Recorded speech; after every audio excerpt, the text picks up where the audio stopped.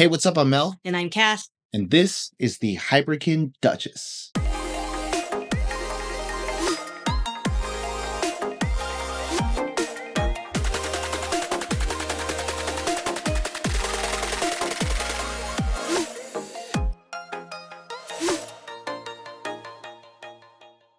Just a disclaimer, Hyperkin sent us these controllers, but is not paying us for this overview. So all thoughts and opinions are genuinely ours, but we do have affiliate links over here and in the description. So if you want to support our channel or anything Hyperkin, if there's anything y'all see that's really cool, hit up that link and go grab some gear.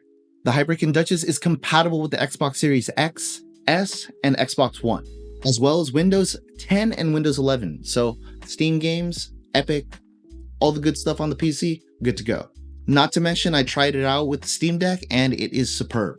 The Hyperkin DuchesS features the Hall Effect sticks, which are super precise and feature zero drift. They are also extremely accurate and have long-lasting performance, hence the zero drift. The Hyperkin DuchesS is a redesigned Xbox Controller S replica, which takes inspiration from the Xbox 360 and the OG Xbox controller, but it has improved ergonomics, which means the controller itself has a nice, sleek, modern appearance and is nice and comfortable to play in the hands. I personally enjoy its bulkier feel. It feels super chunky and all the while being lightweight and easy to play over a long period of time. What are your thoughts? Yeah, I really like how it feels in my hands. Like some of the other controllers we have, I think they're just too sleek. But with the DuchesS, I like how there's curves and edges around it, making it feel like I'm actually pressing buttons. If you're an Xbox OG player and you enjoy the old controllers, you'll be happy to see that they've included the gray and black additional buttons and feature those as the shoulder buttons as well. Since this is also compatible with the modern Xboxes, it also features the option and share buttons, so you can instantly share your epic gameplay moments, as they say in the copy. These controllers come equipped with the dynamic impulse triggers, which actually feel quite more tactical than the original Xbox controllers that I've gotten to play. So I'm super stoked on playing these. They feel great, very clicky. And there's your ASMR. Thoughts on the triggers? Yep. They press buttons. It goes down. So with the addition of the dynamic impulse triggers, the DuchesS features shoulder buttons which mirror the black and white buttons featured on the OG Xbox controller. You'll also notice that the OG Xbox logo is big and bold right in the center of the DuchesS and will pull up the Xbox menu, or if you press it twice, the Steam menu on your computer. Pulls it up in big picture mode, so if you want to just get onto gaming, hit it twice, and you're right there. I discovered this on accident when I was mashing it. Also, it comes equipped with a 3.5mm jack on the bottom, so you can plug your favorite headphones into it and just tether yourself into the game. So it also functions as an audio device. You can chat in-game chat or probably Discord or whatever chat you'd like. Just pick it as your input device and your output device. The DuchesS also ships with a fully chunky 10-foot super braided, hyper nice, very sleek white cable. Look at this. It's beautiful. Matches the controller. Plug it in.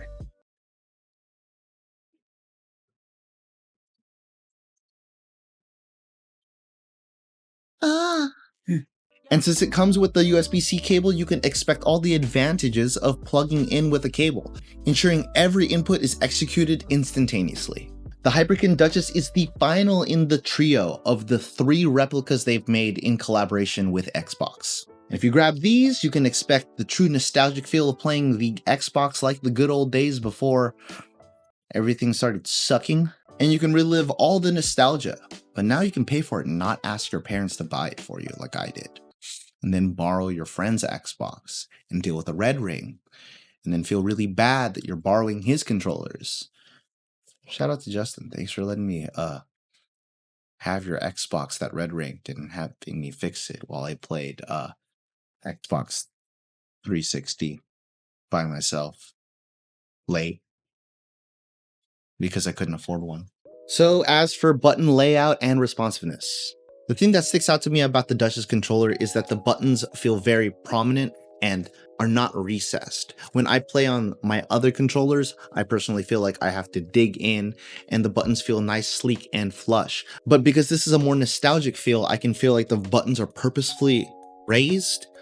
I feel like they're very clicky. I don't feel like I have to shove my thumbs down on the controller, and everything feels clicky and responsive. As for the triggers and joysticks, I feel like they're very sensitive. Even the slightest nudges can get me the movement I need, especially if I'm walking or pacing through hallways or trying to do those stealth missions. I feel like I can jump up and down through platforms and be very precise. Personally, I'm really excited about the Hall Effect sticks. The Hall Effect sticks make me feel super confident that they'll last for a very long time. And since I've seen that those sticks are super prominent in very high-end controllers, I'm confident that this controller will last me a good bit of time. As for connectivity, it's easy to plug this controller in and get straight into gaming. I didn't need to install any drivers, and personally I plugged it into my Steam Deck and it just worked. The pros and cons of this controller, let's start with the pros. It plugs in, it's easy to use, the controllers and buttons are super responsive, and it's very low latency because we're plugging it directly in. I love the feel, it's super nostalgic. It reminds me of playing Halo back in the days when I didn't have to care about anything other than getting above a 3.0 in high school to not piss off my parents.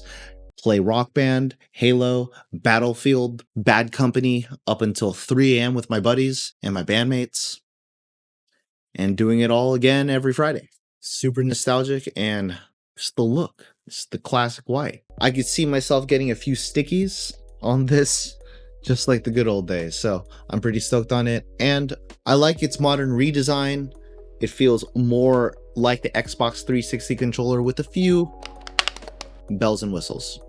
As for the price point at $50, it's pretty much the same cost as the OG controller. I would personally just buy this over the controller that you could get, just because it has all the features. It has sticks that won't die. That means this controller will last you longer than the original controllers that you get off the store, which is interesting to say the least. I'm also super stoked about the 3.5mm jack found on the bottom of the controller, which means I can just sit down on the couch because the cable is 10 feet. It's long enough for me to plug it into my PC, pull up Halo Infinite, plug in my headset, and just play like the good old days.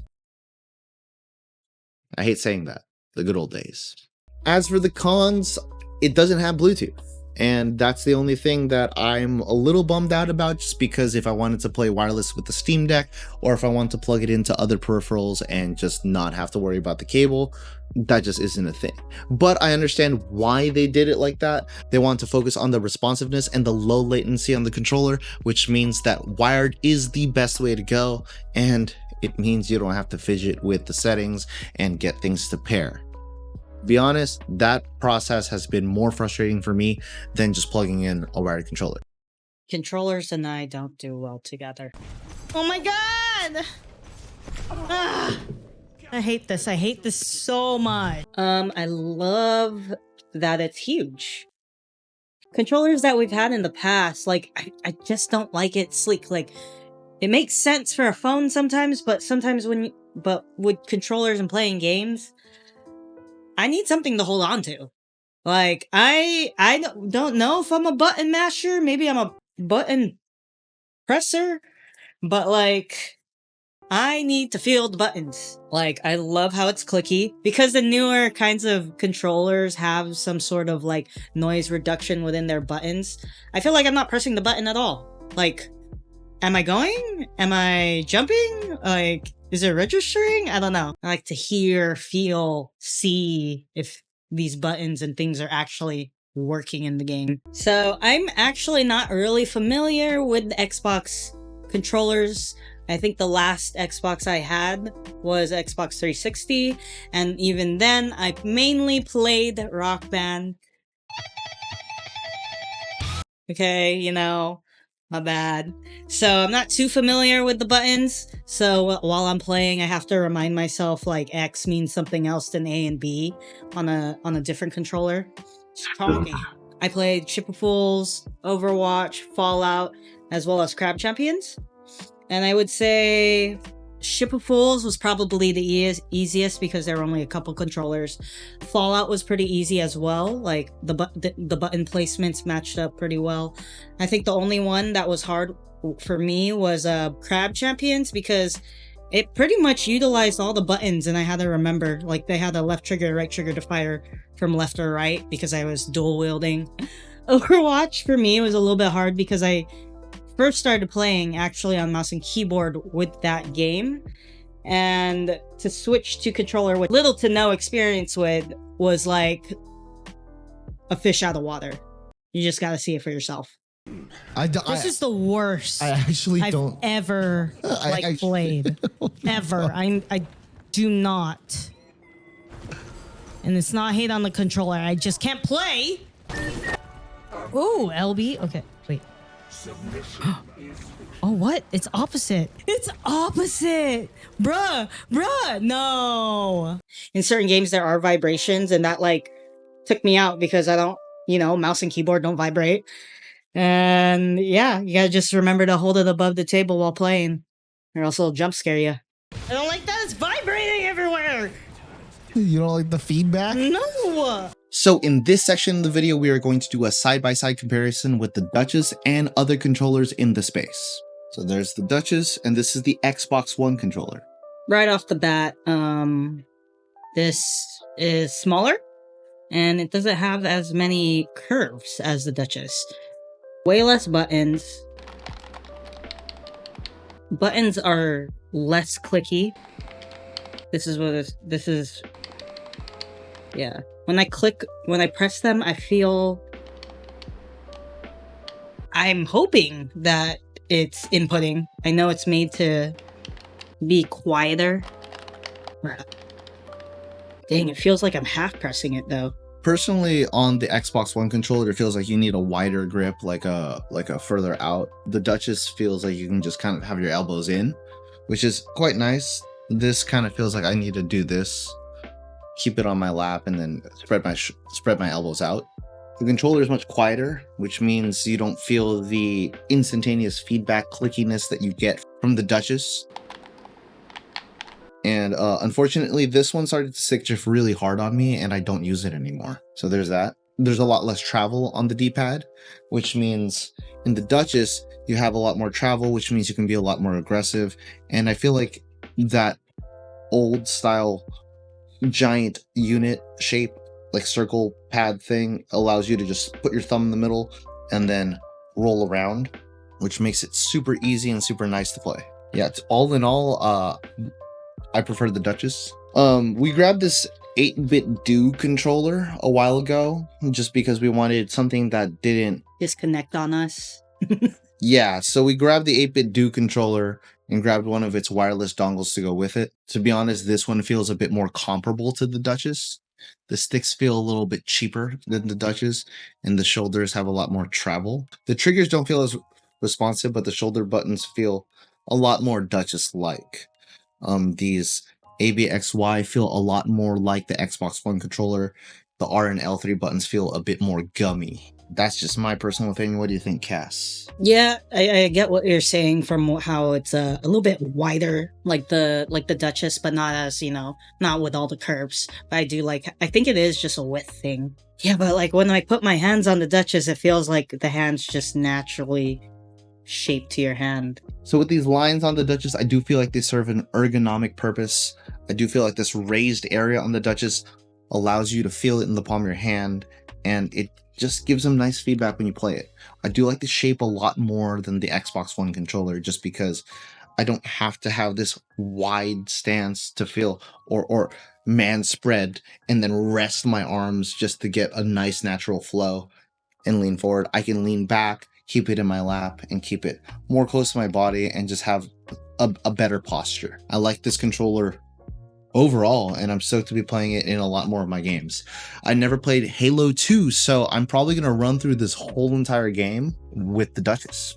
So all in all, that is our overview on the Hyperkin DuchesS. Shout out to Hyperkin again for sending us these controllers early to test out and play on our channel. And if you dig it, please, you can check out Hyperkin on this little link over here on the square thingy.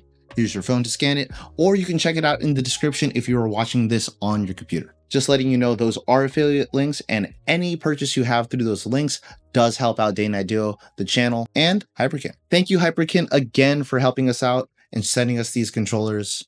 It really means the world to us. We're super stoked to be doing more stuff like this. And I'm stoked to torture Cass, having her play more games on controller for games she's typically good at. All right, thank you.